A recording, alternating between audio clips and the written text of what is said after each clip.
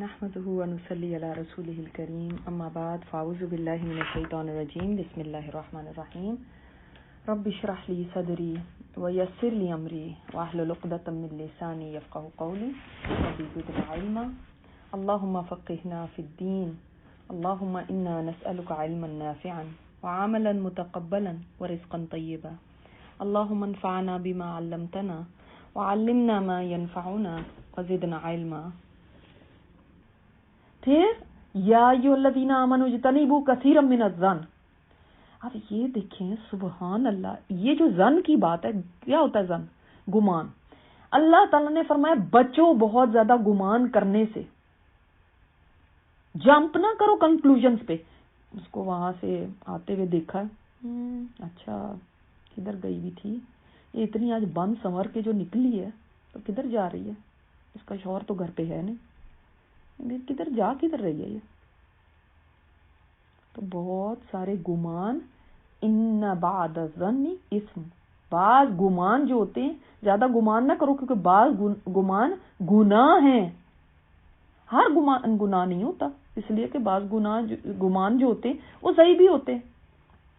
بعض گمان ایسے ہوتے ہیں جیسے اللہ تعالیٰ کے اوپر گمان کرنا، اچھا گمان کرنا، یہ صحیح بات ہے، اس سے منع نہیں کیا گیا. لیکن ایسے لوگوں کے اوپر برے گمان کرتے رہنا کہ فلاں کہاں گیا ہے، فلاں کا کیا، وہ کدھر سے آ رہا ہے، کدھر جا رہا ہے، اس کے گھر کون آ رہا ہے، اس کے گھر کیا ہو رہا ہے، آج پارٹی ہے کہ نہیں پارٹی ہے، میں ذرا دیکھوں. یہ اس قسم کے تجسس کرنا اور ایسے گمان کرنا کہ جو خود بخود فیصلے کر لینا کہ یہ ہی ہوگا. میں نے دیکھا ہے کہ آج باہر اس کی گاڑی کھڑی ہوئی تھی لیکن اس نے دروازہ نہیں کھولا. اب آپ نے گمان برا کر لیا فوراً. تو بی کیئرفل. اجتنبوا کہا گیا، احتیاط کرنا، دھیان رکھنا، اس سے بچنا ہے تمہیں، گمان سے بچنا ہے. یہاں پہ بھی نا 3 چیزوں سے منع کیا، جیسے پچھلی آیت میں 3 چیزوں سے منع کیا گیا، یہاں پہ بھی 3 چیزوں سے ہی منع کیا گیا. کیونکہ یہ جو گمان ہے یہ کیا ہوتے ہیں، ان میں بھی گناہ ہوتا ہے. حالانکہ دیکھیں گمان کیا چیز ہے؟ کیا منہ سے بولنے کا کوئی کام ہے؟ کیا ہاتھوں سے کچھ کرنے کا کام ہے؟ کیا پیروں سے چلنے کا کام ہے؟ نہیں. کس کا کام ہے؟ صرف سوچ کا کام ہے. سوچ کا، دماغ میں جو ہوتی ہے، وہ جو دماغ میں خیالات اٹھے ہیں نا وہ بھی گناہ ہیں. اللہ اکبر. ہم تو کبھی سوچتے ہی نہیں کہ جو میرے دماغ میں چل رہا ہے وہ اس کے اوپر بھی گناہ ہو سکتا ہے. اور حسن ظن جو ہے نا، حسن ظن، اچھا گمان، وہ بھی ایک نیکی ہوتی ہے. ان کسی کے بارے میں اچھا گمان کر لینا، اور کسی کوئی نیک ہے تو اس کے بارے میں اچھا گمان کرنا، یہ بھی ایک نیکی ہے. تو کسی مسلمان کے لیے بھی قوی دلیل کے بغیر، آپ کے پاس سامنے مثلا کسی کی قوی دلیل آ گئی، کسی کی آپ نے ریکارڈنگ ہی ایسی سن لی، کسی کی آپ نے بات آپ کے سامنے آپ نے آنکھوں سے وٹنس کر لی، آپ نے کر لی، اس کے بغیر علماء کہتے ہیں کہ گمان نہیں کرنا چاہیے. بلکہ ہر مسلمان کے ساتھ نیک گمان رکھنا، اس پہ ثواب ملے گا. بعض لوگ کسی ایک سے جب چوٹ کھاتے ہیں تو سب سے ہی بدگمان ہو جاتے ہیں. یہ سب مرد ایسے ہوتے ہیں، یہ سب مسلمان ایسے ہیں، یہ سب فلاں ایسے ہیں. یہ بدگمانی ہے نا. سب تو نہیں ایسے ہو سکتے، مگر ہم سب سے ہی برا گمان کر لیتے ہیں.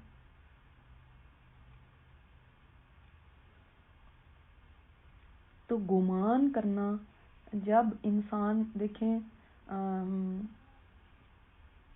کچھ بھی نہ اور کرے، زبان سے بھی نہ کچھ بولے، کاموں میں بھی نہ کچھ کر سکے، لیکن اچھا گمان کر کے بھی وہ ثواب کما سکتا ہے. اچھا، اب یہ گمان جو ہوتا ہے نا یہ یہیں تک نہیں رہتا. گمان کے بعد بھی اس کے بعد اگلا سٹیپ بھی آتا ہے. ویسے یہ جو بدگمانیاں ہیں نا یہ تو منافقوں کی علامت تھی. حضرت عائشہ رضی اللہ تعالیٰ عنہ کے متعلق मुनाफिकों ने इस शुबे की वजह से बदगुमानी की कि वो काफिले से बिछड़ गई थी, पीछे रह गई थी, तो वो आ रही थी हज़रत सफवान के साथ, तो इस बात के ऊपर इन्होंने बदगुमानी कर ली। देखो आ रही है ना, तो कुछ ना कुछ गलत तो हुआ ही होगा ना दोनों के दरमियान। देखिए ये अब क्या था, क्या उनके पास कोई प्रूफ था, क्या उनके पास कोई कुछ चीज थी, क्या कोई विटनेस था, कुछ भी नहीं, सिर्फ गुमान की बुनियाद पे। फिर हमने सूरह फतह में पढ़ा ना कि जब आप सल्लल्लाहु अलैहि वसल्लम उम्रे के लिए मक्का रवाना होने लगे, तो उस वक्त मुनाफिकीन ने क्या गुमान किया था कि ये बगैर हथियारों के जा रहे हैं, वो दुश्मन के उसमें जा रहे हैं, अब इन्होंने बच के तो आना नहीं है। अल्लाह ताला ने उसी का जिक्र आयत नंबर 12 में किया, हमने पढ़ा है कि तुमने ये गुमान किया था कि अब रसूल और मोमिनीन कभी भी अपने घरों की तरफ नहीं लौट सकेंगे। ये बुरा गुमान था ना, इस गुमान ने ही उनको हलाकत में डाल दिया। तो अल्लाह ताला ने मोमिनों को बदगुमानी करने से मना किया। ये बदगुमानी जो होती है ये शैतान डालता है, शैतान दिल में एक बात डाल देगा। और अक्सर अस्तगफिरुल्लाह, मैं ये जो बात कहने लगी हूँ इसको बहुत गौर से सुनिएगा, अक्सर औरतों के मुतल्लिक या बच्चियां, जवान बच्चियां, उनके मुतल्लिक लोग बहुत जल्दी बदगुमान हो जाते हैं, बहुत जल्दी। उनकी इज्जत इतनी नाजुक होती है, उसके ऊपर बदगुमानी कर लेना, फिर बदगुमानी सिर्फ दिमाग तक नहीं ना रहती, वो जुबान पे जरूर आ जाती है। अब किसी को फोन करके, हाँ जी मैंने उसके साथ उसको देख लिया था, ऐसे हो गया। नहीं, क्यों? ये शैतान डालता है। तो मोमिन को चाहिए कि शैतान की तस्दीक ना करे, उसको खुश ना करे। अगर किसी के मुंह से शराब की बू भी आ रही है, तब भी ये सोच ले कि हो सकता है इसको जबरदस्ती किसी ने शराब पिला दी हो सकता है इसने शराब का एक घूंट पी के कुल्ली कर दी हो। तो बदगुमानी की तस्दीक करके शैतान को खुश ना करो। आप सल्लल्लाहु अलैहि वसल्लम ने फरमाया, अल्लाह ताला ने मुसलमान पर मुसलमान के खून को, उसके माल को और उसके मुतल्लिक बदगुमानी को हराम करार दिया। तो जब तक खुद ना आप देख लो कोई चीज या उस पर दो नेक लोग गवाह ना कायम हो जाएं, उस वक्त तक बदगुमानी क्यों करें? तो शैतान जरूर बदगुमानी डालता है। फिर बदगुमानी यहीं तक थोड़ी रहती, फिर तो आगे चलती जाती। फिर हम आगे पढ़ते हैं, आयत में जो बात आ रही है एक सीक्वेंस होता है, वहीं पे अगर इसको दबा दिया जाए तो आगे बात ही नहीं बढ़ेगी। लेकिन जब हम उसको एंटरटेन करते हैं तो फिर आगे से आगे बात बढ़ती जाती है। फिर आगे क्या होता है? फिर आगे तजस्सुस होता है कि अच्छा यहां से निकला है ये, अच्छा ये वहां खड़ा हुआ था, क्या हो रहा है ये। फिर आगे तजस्सुस। पहले बदगुमानी आई, ये किससे बात कर रहा है। उसके बाद तजस्सुस आया, चलो इसका फोन चेक करती हूँ। उसके बाद ये सोचा चलो इसके पीछे गाड़ी लगा लेती हूँ। उसके बाद ये सोचा इसके घर जाके देखती हूँ, इस टाइम पे जाके देखूंगी क्या हो रहा होता है। चलो इस वक्त जाके देखते हैं, वहीं से गाड़ी मोड़ी, उसके पीछे चल पड़े। ये जा कहाँ रहे हैं? मत तजस्सुस करो। तो मुसलमान के जाहिर हाल पे अमल करो। उसकी तजस्सुस क्या चीज होती? स्पाई करना, जासूसियां करना, किसी की टो में लगे रहना, जो उसका पर्दा है उसके पर्दे को चाक करना। आप सल्लल्लाहु अलैहि वसल्लम ने फरमाया कि अगर तुम लोगों के ऐब तलाश करोगे तो तुम उनको खराब कर दोगे। मत उनके ऐब तलाश करो कि क्या हो रहा है, क्या कर रहा है, इसका कोई ऐब मेरे सामने आ जाए, इसकी कोई बात मुझे पता चल जाए। क्यों? हम क्यों लोगों के ऐब तलाश करते हैं? असल में तो ऐब तलाश करने की वजह यही होती है। उसके बाद आपने करना क्या है? उसकी जो टो लगानी है, उसके बाद जो उसके पीछे पड़ना है, तो उसके बाद करना क्या है? कोई इस्लाह का तो ज्यादातर नहीं होता इसके अंदर, बल्कि क्या होता है, जब भाई हम किसी तरह हमें पता चल जाए तो फिर उसके बाद हम आगे बताएं किसी को। हदीस में तो ये तक है कि अमीर या जो बादशाह है जब अपने मातहतों और राया की बुराइयां टटोलने लग जाता है और गहरा उतरना शुरू हो जाता है तो उनको बिगाड़ देता है। तो आप सल्लल्लाहु अलैहि वसल्लम ने फरमाया, जो शख्स किसी मुसलमान की पर्दादारी करेगा उसे इतना सवाब मिलेगा जैसे किसी ने जिंदा दरगोर लड़की को बचा लिया। इतना बड़ा सवाब है कि अगर पता भी चल जाए तब भी इसको ढांपो, ना कि हम इस तलाश में निकल खड़े हों कि हम देखें कि हो क्या रहा है। और ये भी ज्यादातर हमारे करीब के लोगों के साथ होता है। हम वो जिनको नहीं जानते उनके मुतालिक हम कहाँ इतना तजस्सुस रखते। حالانکہ وہ بھی کچھ لوگ ہوتے ہیں جن کو تجسس ہوتا ہے فلاں کی زندگی کیا ہے، فلاں جو سیلیبریٹی ہے وہ اس وقت کیا کر رہا ہے، وہ اس کے رسالے خریدیں گے. آپ کو کیا مصیبت تجسس کی اتنی پڑ گئی کہ وہ اس نے شادی کی کہ نہیں، اس کا بچہ ہوا کہ نہیں، اس نے وہ کیا کر رہا ہے آج کل، وہ کدھر جا رہا ہے، کدھر سے آ رہا ہے، وہ ویکیشن پہ اس کی کیسی گزری، کیوں تجسس؟ اسی طرح جو ہم اپنوں کے ساتھ تجسس کرتے ہیں، اس کے اندر ان کے گھر کی باتیں کرنا، ان کی عمر پوچھنا، ان کے ایسی باتیں پوچھنا جن کا ہمارے ساتھ کوئی تعلق نہیں ہے. آپ صلی اللہ علیہ وسلم نے فرمایا آدمی کے اسلام کا حسن یہ ہے کہ وہ لا یعنی باتوں سے دور رہے، ان میں نہ پڑے. یعنی جو میرا بزنس نہیں ہے، مائنڈ یور اون بزنس، دوسروں کی ٹو میں نہ لگے رہو. جو میرا بزنس نہیں ہے کیوں اس میں ہم کودتے ہیں، کیوں ہم کودتے ہیں؟ مسلمان کا تو فوکس ان چیزوں میں ہونا چاہیے جو اس کو اس سے متعلق ہے. ادھر ادھر کی فضول باتوں میں اگر ہم لگے رہیں گے تو ہم اپنے اصل مقصد سے ہی دور ہو جائیں گے. ہمارا مقصد کیا ہے زندگی کا، اس سے ہم فارغ ہو کے فضول کاموں میں لگے ہیں. اس کے گھر کون آ رہا ہے، کون جا رہا ہے، آج جا کہاں رہی ہے، آج تیار بہت ہوئی ہوئی ہے، اچھا کدھر جانا ہے تم نے، کدھر سے آنا ہے تم نے. بعض لوگ اپنے گھروں کی کھڑکیوں سے اپنے ہمسایوں کو اسپائی کرتے رہتے ہیں. کیوں؟ یہ چیزیں وہ ہیں جن کو اللہ تعالیٰ نے خود روکا ہے، سیکرٹلی دوسروں کی کھوج میں لگے رہنا. تو ان چیزوں سے بھی ہمیں اپنے آپ کو نکالنا ہے. اس تجسس کی عادت سے، ٹو میں لگے رہنے سے. یہ دیکھیں یہ بیوٹی ہے اسلام. کسی کا اسلام بیوٹیفل تب ہے جب وہ باتیں جس سے اس کا کوئی تعلق نہیں ہے ان کو چھوڑ دے. مثلا ہمارے ہاں کیا ہوتا ہے، کس وقت کوئی سو کے اٹھ رہی ہے، اس نے آج کیا کھایا ہے، یہ بازار گئی تھی تو کیا لے کر آئی ہے، یہ کون آ رہا ہے، کون جا رہا ہے، کون کیا بات کر رہا ہے. اس کا بھی تجسس منع کیا گیا کہ انسان یہ کرے کہ آنکھیں بند کر کے سویا رہے یا ایسے پریٹینڈ کرے کہ میں تو سو رہی ہوں اور دوسروں کی باتیں سن رہا ہوں. یہ اتنا تک تجسس سے منع کیا گیا. یہ بھی تجسس نہ کرو، یہ بھی نہ تم جاننے کی کوشش. دس از آلسو اسپائنگ، رائٹ؟ ایسی اسپائنگ بھی نہ کرو. بعض عورتیں اپنے شوہروں کے پیچھے پڑ جاتی ہیں، ان کی تجسس کرنے لگتی ہیں، اس کے بعد معاملہ بیچ میں اور خراب ہو جاتا ہے. تو تجسس انسان کا کتنے چیزوں کو خراب کر دیتا ہے نا. تو جب انسان کسی کو جانتا ہے کہ یہ مطلب ہے اس کی کوئی ایسی بات سامنے آ جاتی ہے، تب بھی جب اس کو پتہ بھی چل گیا تب بھی اس کو مت قریدو، تب بھی اس کی ٹو میں نہ اور لگو. ٹھیک ہے؟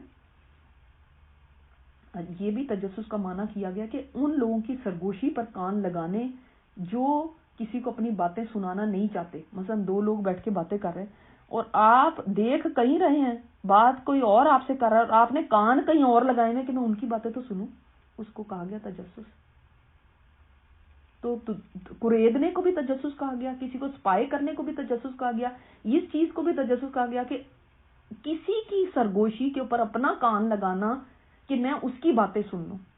اب مجھے بتائیں پھر کہاں سے یہ اجازت آ جاتی ہے کہ لوگوں کے خط کھول کے دیکھنا، ان کی ای میلز کھول کے دیکھنا، ان کے فون چیک کرنا، لوگوں کے فونوں کی باتیں سننا، یہ کہاں سے پھر صحیح آ جاتا ہے؟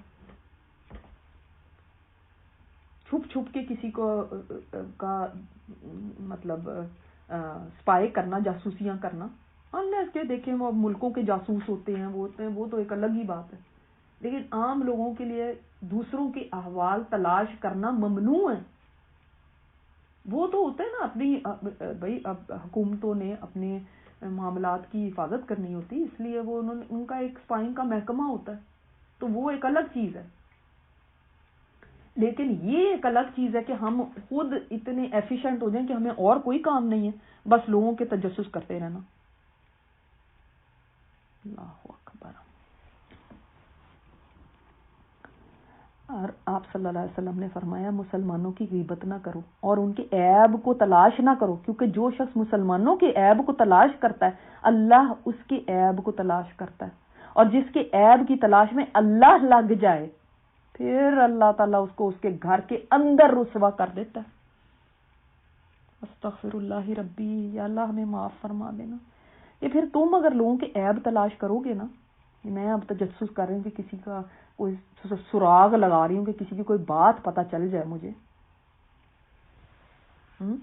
تو آپ خود سوچیں کہ اگر اللہ نے ہمارے عیب تلاش کرنے شروع کر دیے تو پھر تو وہ تو ہمارے اندر باہر سب چیز کو جانتا ہے، پھر وہ گھر کے اندر بیٹھے ہوئے بھی تمہیں رسوا کر دے گا.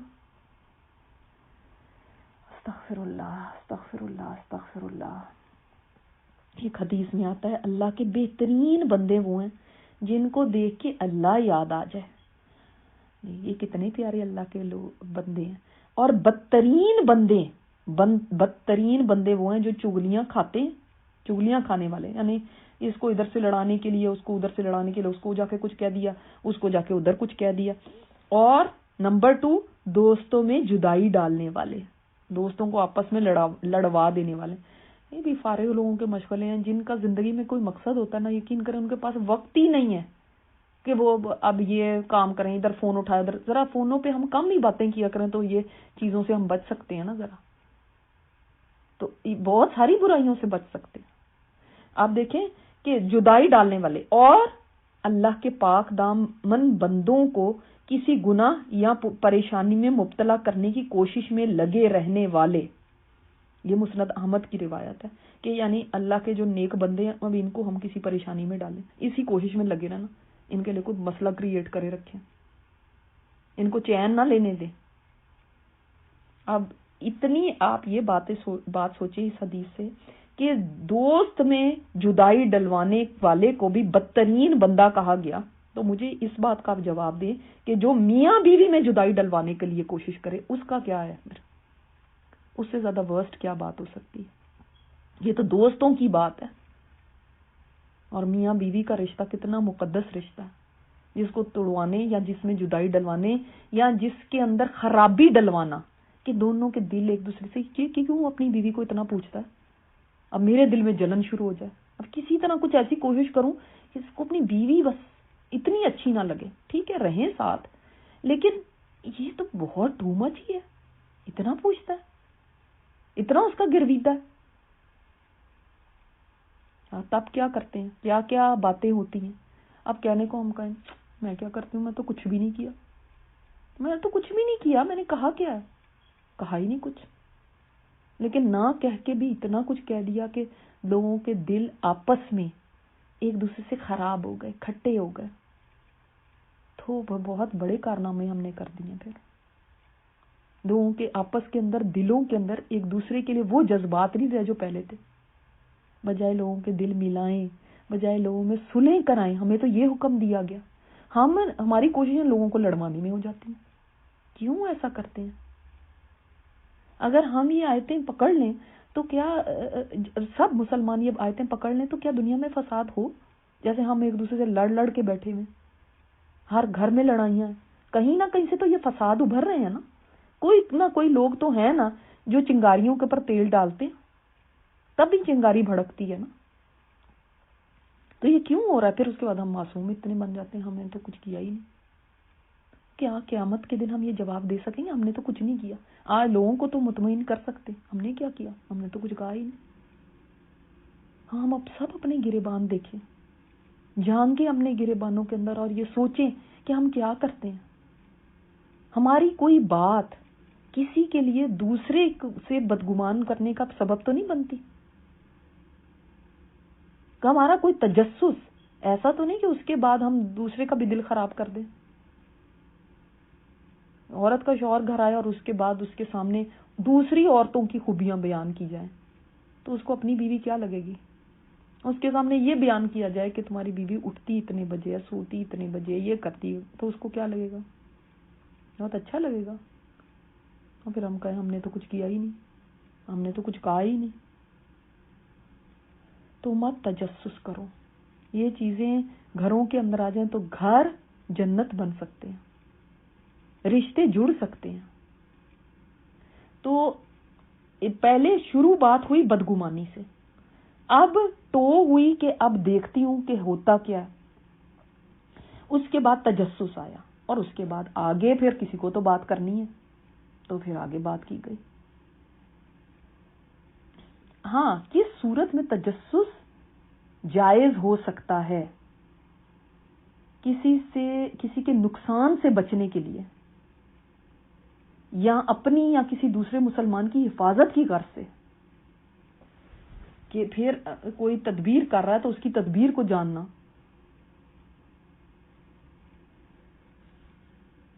اب فرمایا اللہ تعالیٰ نے وَلَا يَغْتَبْ، اور نہ غیبت کرے بَعْضُكُمْ بَعْضًا، تم میں سے بعض کی۔ اب سب سے پہلے تو یہ بات دیکھی جائے کہ غیبت کیا چیز ہوتی ہے۔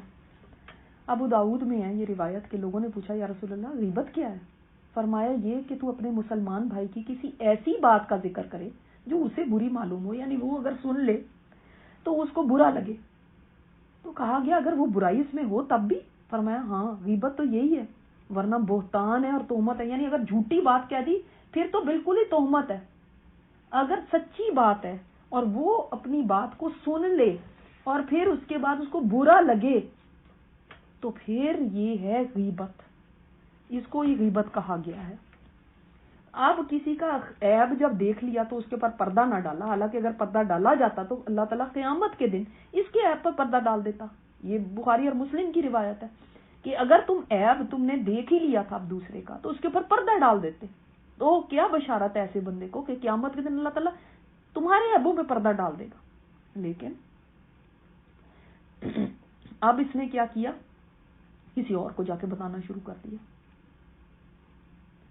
اب کسی کی بھی عزت محفوظ نہ رہی، جہاں پہ کسی کے گھر جا کے کوئی چیز دیکھی اور فوراً اس کی وہاں سے نکلے اور اس کی باتیں شروع کر دی۔